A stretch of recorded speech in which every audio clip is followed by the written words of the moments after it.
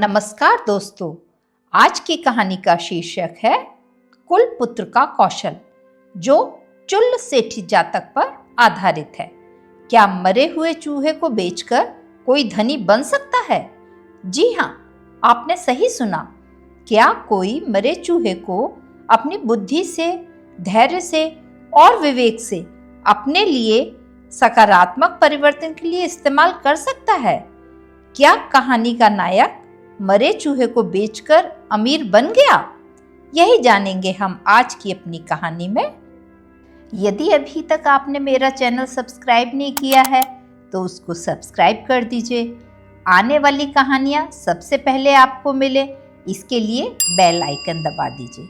अब चलते हैं हम अपनी कहानी की ओर। चुल्ल नामक धनी व्यक्ति, जो मेधावी और प्रज्ञावान भी थे, एक दिन जब वे राजा की सेवा में जा रहे थे, उन्होंने गली में एक मरे चूहे को देखा। उन्होंने नक्षत्र विचार करके कहा, कोई चक्षुमान इस चूहे को ले जाकर अपने जीविकोपार्जन में लगा सकता है। इसी समय एक गरीब युवक कुलपुत्र उधर से गुजर रहा था। उसने चुल्ल श्रेष्ठी के ये उद्गार सुने।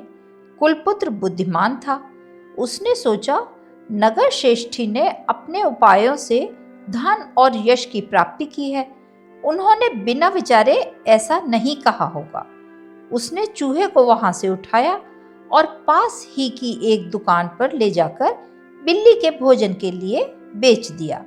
बदले में उसे एक सिक्का मिला, जिसे उस समय काकड़ी कहते थे। उसने उस काकड़ी का गुड़ खरीदा और जंगल की ओर से आने वाले रास्ते पर एक बर्तन में पानी लेकर बैठ गया। कुछ माली जंगल से फूल चुनकर आ रहे थे। कुलपुत्र ने उन्हें थोड़ा थोड़ा गुड़ दिया और पानी पिलाया। मालियों ने खुश होकर उसे एक एक मुट्ठी फूल दिए। अगले दिन उसने उन फूलों को बेचकर प्राप्त धन से फिर गुड़ खरीदा।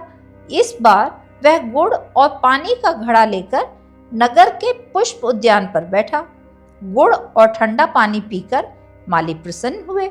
उन्होंने फूलों के साथ पुष्प वृक्ष भी भेंट किए। कुलपुत्र ने इन्हें भी नगर में जाकर बेच दिया। उसका यह सिलसिला चलता रहा। थोड़े समय में ही उसने इस उपाय से 8 कारशापण प्राप्त कर लिए। एक दिन नगर में जोर की आंधी आई। राज उद्यान सूखी लकड़ियों और पत्तों से भर गया। उद्यान के मालिक की समझ में नहीं आ रहा था, इतनी सारी लकड़ियों और पत्तों को कैसे हटवाए। तरुण कुलपुत्र मालिक के पास आया और बोला, यदि इन लकड़ी पत्तों को मुझे दे दो तो मैं इन सबको यहाँ से उठवा कर ले जाऊं। माली को यह सुझाव पसंद आया। आर्य, ले जाओ, यह कहकर उसने अपनी स्वीकृति दे दी। पास ही में कुछ लड़के खेल रहे थे। कुलपुत्र ने उन्हें बुलाया, सभी को थोड़ा थोड़ा गुड़ खिलाया और सारे लकड़ी पत्ते थोड़ी देर में उठवाकर उद्यान के द्वार पर ढेर लगवा दिया। उस समय एक कुम्हार राज परिवार के बर्तन पकाने के लिए लकड़ियों की तलाश में था। राज उद्यान के द्वार पर उसने सूखी लकड़ियों और पत्तों का ढेर देखा। युवक कुलपुत्र ने उसे ये लकड़ी और पत्ते बेच दिए। इस सौदे में उसे 16 कारशापण और 5 बड़े बड़े मिट्टी के बर्तन मिले। इस प्रकार धीरे धीरे उसके पास 24 कारशापण हो गए। अब उसने नगर द्वार के पास एक पानी की प्याऊ लगा ली और सभी घास काटकर आने वालों को गुड़ खिलाकर ठंडा पानी पिलाने लगा। उसकी सेवा भावना से प्रभावित होकर एक दिन सभी घसियारों ने उससे पूछा, हे पुरुष, तूने हमारा बहुत उपकार किया, हम तेरे लिए क्या करें? काम पड़ने पर बताऊंगा। युवक कुलपुत्र ने उत्तर दिया। थोड़े दिनों में ही नगर द्वार पर तैनात राजकीय अधिकारियों से उसकी मित्रता हो गई। एक दिन उसे मालूम हुआ कि नगर में एक बड़ा व्यापारी 500 घोड़े लेकर आने वाला है। चतुर कुलपुत्र ने घसियारों से कहा, आज सभी मुझे एक एक पूली घास की दो, माने एक एक ढेर घास का दो, और जब मेरी घास नहीं बिकती जब तक अपनी घास कोई नहीं बेचे। घसियारे उसकी सेवा कर्म से बहुत प्रभावित थे। उन्होंने उसकी बात मान ली। इस प्रकार अनायास ही उसके पास घास की 500 ढेर इकट्ठे हो गए। जब घोड़ों का व्यापारी नगर पहुंचा, उसे नगर में कहीं घोड़ों के लिए घास नहीं मिली, अतः मजबूर होकर उसे चतुर कुलपुत्र से 1000 कारशापण देकर घास खरीदनी पड़ी। कुछ समय बाद उसे पत्तन कर्मचारियों से ज्ञात हुआ कि नगर घाट पर कीमती माल लेकर एक पोत आने वाला है, मतलब एक जहाज आने वाला है। कुशल कुलपुत्र इस मौके को हाथ से नहीं जाने देना चाहता था। उपाय कौशल से चतुर कुलपुत्र ने 8 कारशापण देकर एक सुसज्जित रथ किराए पर लिया। बड़ी सज धज के साथ वह रथ पर बैठा और घाट पर पहुंच गया।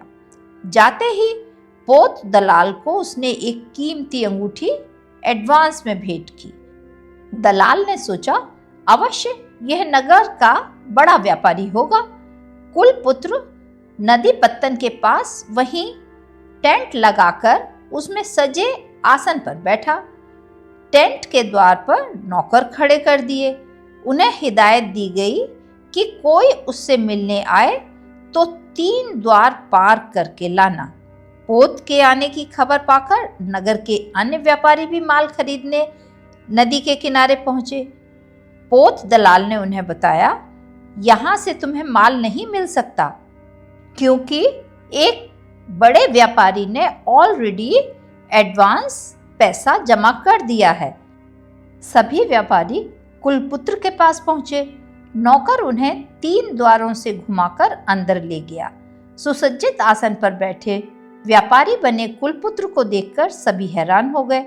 ये व्यापारी संख्या में 100 थे। प्रत्येक व्यापारी ने व्यापार में भागीदारी के लिए 1000 स्वर्ण मुद्राएं कुलपुत्र को दी। इस प्रकार युवक कुलपुत्र को 1 लाख का मुनाफा हुआ। वह 1 लाख स्वर्ण मुद्रिकाएं लेकर नगर श्रेष्ठी के घर पहुंचा और मुद्रिकाएं उसके चरणों में रख दी। बोला, आर्य, भेंट स्वीकार करें। नगर श्रेष्ठी ने पूछा, तात, क्या करके तूने यह धन कमाया है? युवक कुलपुत्र ने विनम्रता से उत्तर दिया, आर्य, आपके ही बताए उपाय से मैंने 4 महीने के अंदर यह धन कमाया है।